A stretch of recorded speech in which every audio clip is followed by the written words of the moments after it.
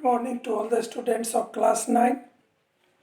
As previous day, I had started your first lesson, The Lost Child. In this context, today I am going to complete this chapter. As you know that tomorrow we were talking about the lost child. In the fair, when the boy made a bold request that he wanted to ride on the roundabout, he didn't get any answer. When he turned back, he found that his parents were not there. After that, he became so frightened. He knew that he was lost in the fair. He ran to the place where his parents had left him. He went first in this direction, then that direction, everywhere, and wanted to search his parents. When he knew this, that he was alone, a cry came from his dry throat. He was so frightened, and now his real anxieties came out from him. He knew that he was alone, and alone he couldn't do anything. After some time, he started searching everywhere. He went back to the place where several people had gathered, hoping to find his parents, but couldn't. His turban became untied, his clothes became muddy. Now he didn't care anything, as he only wanted to find his parents. In doing so, he went to each and every place where he thought he could find his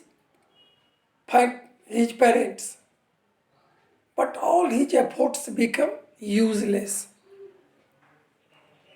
At the time of searching, he reached to the place where there was a thick crowd. He wanted to go forward between the legs of several people. In doing so, he was so shocked when people used to push him, and that there was a time when he was at the verge of being trampled.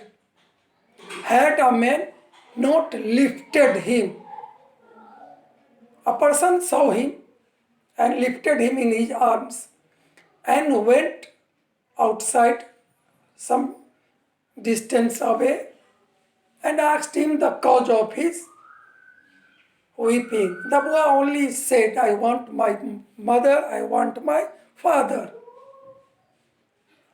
The man tried his best to soothe the boy. That's why he took him to the sweet seller, hoping that it would distract the mind of the children. But the boy turned his eyes from the sweets. Then he took him to the balloon seller, to the garland seller, to the snake charmer. He also offered him if he wanted to have a ride on the roundabout. But boy denied each and everything. Same thing the person offered him that he wanted earlier. But now all these things became useless, meaningless for the boy when he lost his parents. He only said that he wanted his mother, he wanted his father. This is the ending of the story. Now a question arises here. If the boy wanted garland of gulmohar, barfi, rainbow color balloon, if he wanted to hear the sound of the snake charmer if he wanted to write on the roundabout. Same thing when it was offered by the person. Why did he deny? The answer is very simple, that the boy wanted these things only from his parents, not from any outsider. These things became meaningless. And this shows how he cared his parents.